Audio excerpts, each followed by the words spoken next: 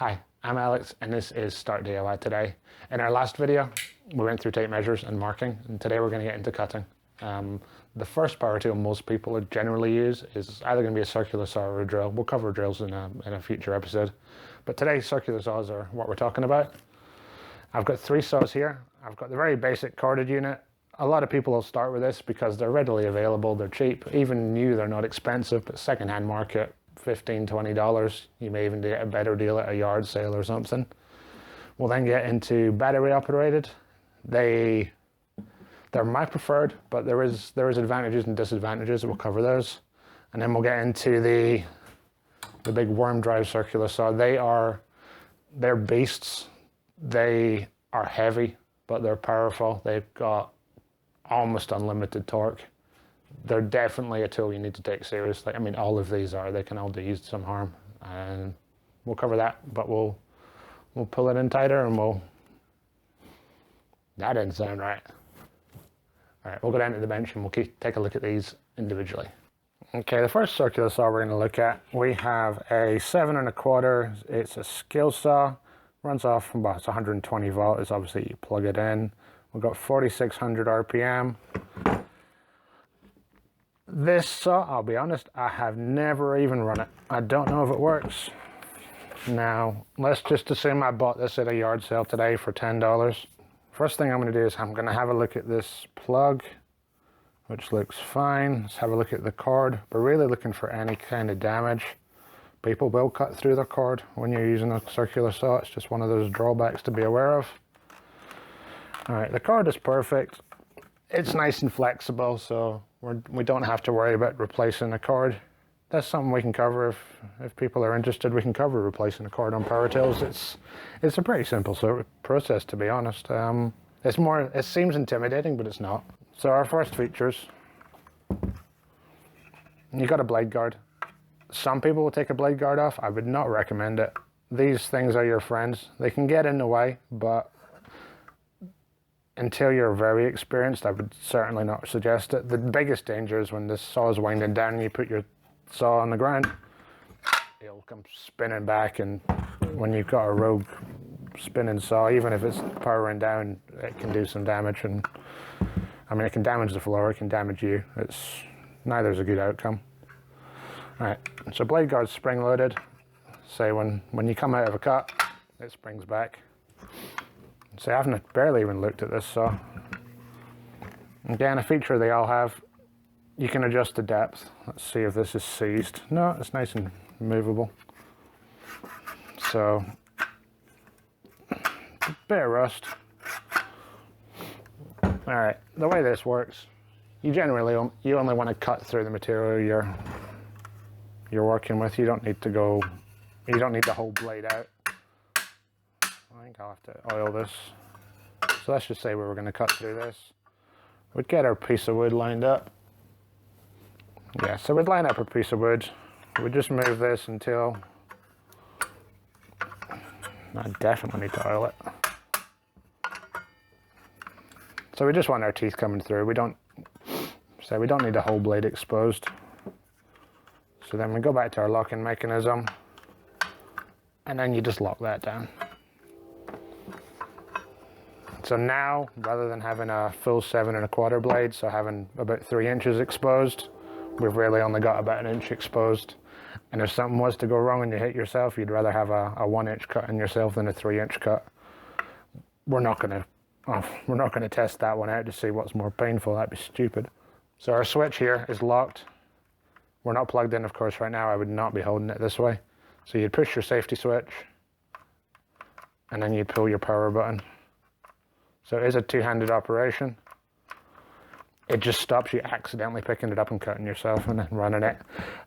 And quite often when you turn these on, they're going to give you you're going to know they're on, they're going to kick back on you a little bit, just as the momentum builds up. So let's plug this one in and see what it sounds like. See, never run it before. Now for this, I'm going to hold it away. I'm going to hold it two-handed. So, hitting the safety switch, and let's see if it runs.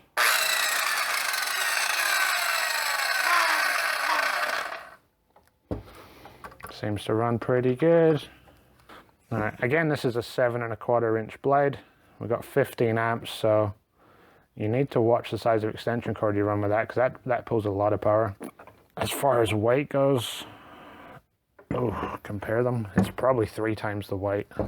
Yeah, while that other saw you could probably use one-handed if you had everything set up right, this is definitely a two-handed saw. I would never recommend using this one-handed. It's seriously heavy, and if you've been using this for an all-day thing, you'll build up some shoulder muscles, that's for sure. Yeah, so again, you can adjust the depth. We don't have a safety switch on this. This is push the button, turn it on. So say it's a serious construction tool. They're a lot more expensive. I have seen these on the second-hand market for a couple of $100. These things are somewhat indestructible if you remember to oil them. Because you're dealing with cogs and things, you need to apply some oil in here, just a 3-in-1 oil, something like that. It doesn't require a specific oil. The biggest change here, apart from the fact you don't need to worry about an extension cord, is the blade's smaller. We've got less power, so this is only a 6¼ blade. So 1 inch may sound like a big difference, but when you consider you only cut with half of it and you've got the nut in the middle, you lose a cutting depth of, it's probably only about ½ inch. We've got the same features. We can adjust the depth. Again, you can cut bevels, and you've got a basic angle guide there. This one comes with a safety switch as well, so you can pull that. This is a lot lighter. It's a lot lighter than the small corded ones. And even though your battery can run out at the worst time, I think it's generally a better tool for most things, because most of the time you're not going to be cutting anything bigger than a 2x4. And this will cut through a 2x4 fine. Now when you come to cut a 4x4, it's harder. You will have to roll it on a saw like this. The other thing, let me just mark a quick line on this piece. The other thing on your saws, this is the cleanest one, so it's easy to see it. You have this guideline. So remember how we talked about what side of the line you want to cut on? If this was my piece, I'd want to run this line on this side of this part of the shoe here. If this was my waist, I'd be running that line on that side. On a new saw, it's best just to mark a piece of scrap, and then you can work out if there's any offset or where you need to be cutting. Again, the downside with this saw is it has a lot less power. So if you're working on treated timbers, especially big treated timbers, I recently cut some steps for a deck out of 2x12. I was cutting the stair runners, and this tool struggled because treated lumber is so wet when you buy it these days. This tool genuinely struggled, so in the end I had to change to the worm drive saw. But for 2x4s, for plywood, this is the perfect tool, and not having a wire makes such a big difference. It's just another barrier in your setup. Now the big thing on circular saws is safety. As I say, it's probably one of the first power tools a lot of people are going to use, and they need to respect them. These things when you cut wood, you can see what these saws can do.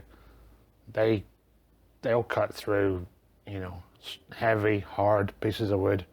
So if that was to be on your skin, you can only imagine how much damage that could do. And the crucial thing, every saw is going to have 2 handles. And I'd strongly urge you, especially when you're getting started, to hold it with 2 hands. It's not something I do all the time, I'll be honest. With this saw, I will use it one-handed very often, but I've used this saw for many years. When you cut, cut 2-handed. It's the best way to keep your safety. You need to think about what you're cutting and what's going to happen as you make your cut and what's going to happen after you make your cut. When these saws get pinched, let's just imagine we were cutting this tiny piece of wood and it was huge. Say we had it set up like that. What's going to happen when you cut through and this falls down? Is it going to pinch your blade? Is it going to be supported? When your blade gets pinched, your saw is going to ride up. And if you've got 2 hands on it, it's not going to go too far. If you've got it one-handed and you're at a stretch, it could, in all fairness, go anywhere. The other important thing, which is a rule when you're using any kind of blade, any kind of rotating blade especially, is never wear gloves. These things tear up wood. Gloves are not going to protect your hands, but gloves may get caught in a blade and pull your hands in and do you some serious damage. As a bare minimum, you need to wear safety glasses when you're using a circular saw. The little specks of dust go everywhere.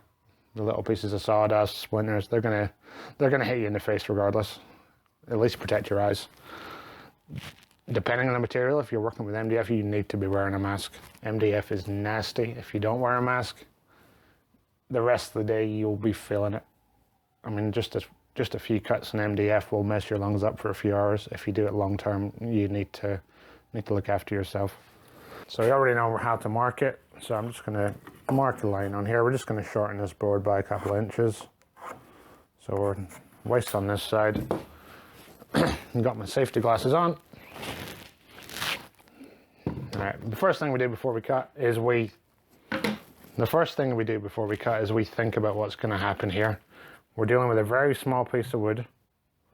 So when this cut's done, this piece is going to drop to the ground. There's not a lot of wood here, so we don't need to worry about our blade binding. So we'll quickly pull the battery from our saw and let's get our depth worked out. We're a little bit too much on that, so we'll just bring this up. You can barely feel the teeth. Now this will be one of those situations where I will use it one-handed, and the reason I can do it is because I need to hold my other piece, because this is small, this will slide. I'm also not stretching. If this was a long cut, I'd have some more support. So I'm lining my markup on the outside, pushing my safety switch, and then we're just going to cut through this.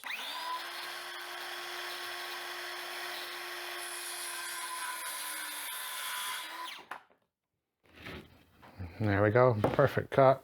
There's a couple of things you can do to improve this. You can use a speed square if you have one. The advantage of using a speed square is we can get a nice straight cut. So if you hold the speed square this way, and then first line up your position. So we're going to be cutting here. Now holding the speed square this way lets you line up this with the side of the shoe, and it's just going to keep that cut nice and straight. I'm also holding this piece so I don't have to worry about it moving.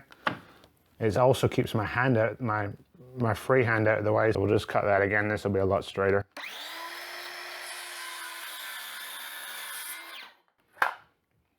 There we go, that's a lovely straight cut. In this situation, I'm not going to cut this board in half because there's nothing wrong with this board. This is where you need to start being wary about how you're cutting. We have a long gap between our supports, so as this cuts, it's going to go down, it's going to pinch. So in this case, I would not make this cut this way.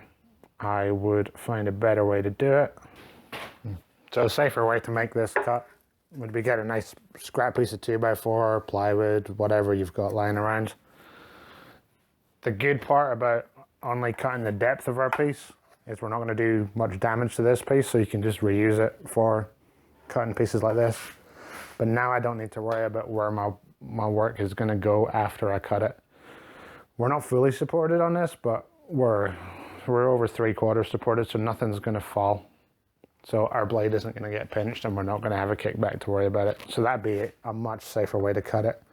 Don't have a sawhorse, you could do this on a patio table or any kind of surface, because you're not going to damage it if you set your blade right. So using that same technique as before, I'm using sacrificial 2x4s in my stands here, so I don't have to worry about cutting through my stands. I also don't have to worry about stopping mid-cut. This is a piece of treated lumber I'm cutting here. It's going to turn into some shelves from our workshop. So I'm wearing my mask because treated lumber's got full of nasty chemicals. Because this piece is so big, I don't have to worry about clamping, but I'm just being careful to hold it two-handed. Just cutting on the waist side of my line as before. So that's the basics of circular saws we covered today. If you have any questions, just leave us a comment. I'll try and respond to them. I had to move pretty quick to get a lot of information in here. The important thing to remember when you're using a saw is just don't wear gloves for one. and think about what's going to happen after you make your cut, and just be safe. Think it through. Don't rush. If you haven't used a circular saw before, they can be intimidating. And the first time I used one, I wasn't too sure what I was doing, but the more you do it, the more confident you get. We're going to bring a video out soon. We're going to cover drills. We're also going to do orbital sanders. Once we get all those videos up, we're going to put all those skills together, and I'll show you how I made this workbench for under $50. Took about an hour of my time, and it's very important to have your first workbench. It's somewhere to work from, which allows you to do future projects, and it's just a nice thing to do.